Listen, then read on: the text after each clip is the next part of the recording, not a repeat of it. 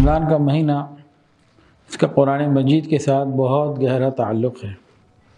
صرف قرآن مجید کے ساتھ ہی نہیں بلکہ جتنی آسمانی کتابیں نازل ہوئیں، جتنے صحیفے نازل ہوئے، سب کے سب رمضان کے مبارک مہینے میں ہی نازل ہوئے۔ تو تمام کتابوں کو اللہ تعالیٰ کی رمضان کے ساتھ خصوصی تعلق ہے۔ قرآن مجید کا نزول 27 رمضان کو ہوا۔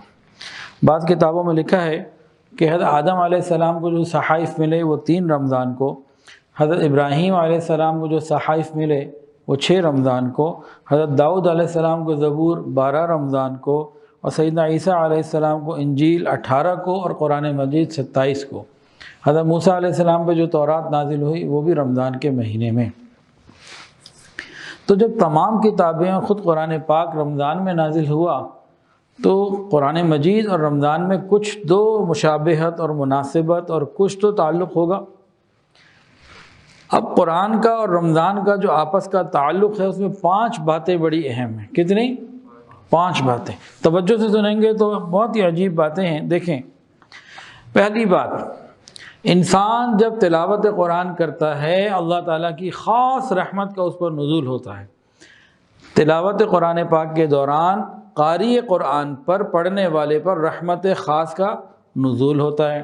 بالکل اسی طرح رمضان میں انسان جب روزہ رکھتا ہے تو جب تک افطار نہیں کر لیتا خاص رحمت کا نزول ہوتا ہے۔ تو پہلی مناسبت کیا ہے کہ دونوں کی وجہ سے خاص رحمتیں ملتی ہیں۔ دوسری مناسبت شفاعت، قرآن مجید اپنے پڑھنے والے کی قیامت کے دن شفاعت کرے گا، اور روزہ اپنے رکھنے والے کی قیامت کے دن شفاعت کرے گا۔ تو پہلی مناسبت کیا تھی؟ رحمت خاصہ، اور دوسری مناسبت کیا ہے رمضان اور قرآن کی؟ شفاعت۔ تیسری مناسبت بڑی عجیب ہے، اور تیسری مناسبت سے ملتی جلتی چوتھی بھی ملتی جلتی ہے۔ تیسری مناسبت کیا ہے؟ تلاوت قرآن پاک سے تشبہ بالحق نصیب ہوتا ہے۔ کیا مطلب؟ انسان جب تلاوت کرتا ہے تو اللہ تعالیٰ کے ساتھ ایک مشابہت اس کو ایک درجے کی مل جاتی ہے، تشبہ بالحق۔ کیوں؟ قرآن مجید صرف کتاب ہی نہیں، کلام اللہ ہے۔ نبی علیہ السلام نے فرمایا تبرک بالقرآن فإنہ کلام اللہ، قرآن مجید سے برکت حاصل کرو کہ یہ اللہ کا کلام ہے، قرآن مجید اللہ تعالیٰ کی بولی ہے۔ تو قرآن مجید کو اللہ نے بھی پڑھا، اللہ کے بندے بھی جب پڑھتے ہیں تو یہ مشابہت ہو گئی، تشبہ بالحق۔ روزے میں شان صمدیت کی بنیاد پر تشبہ بالحق ہے۔ کیا مطلب؟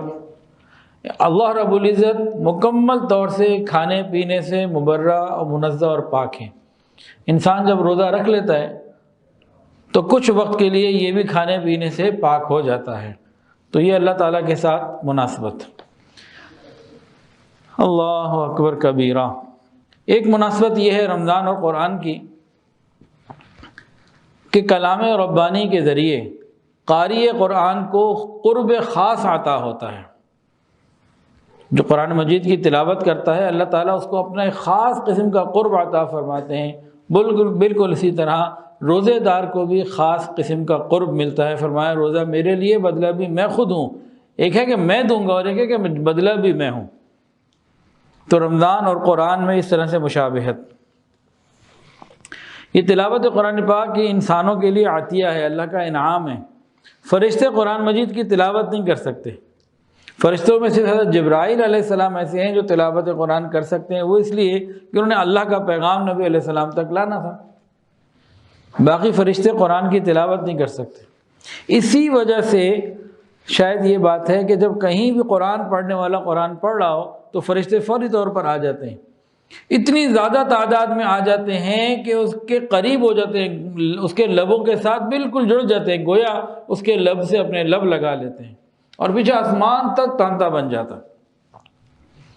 جب قرآن مجید فرشتوں کو سنایا گیا تو انہوں نے کیا کہا تھا؟ انہوں نے کہا مبارک ہیں وہ سینے جن پر یہ اترے گا اور جن کے اندر محفوظ رہے گا، اور مبارک ہیں وہ زبانیں جو اس کی تلاوت کریں گی۔ تو بھئی رمضان کا مہینہ آ رہا ہے تو تلاوت قرآن کے لیے بہت ہی خاص مہینہ ہے۔ قرآن مجید نسخہ شفا ہے۔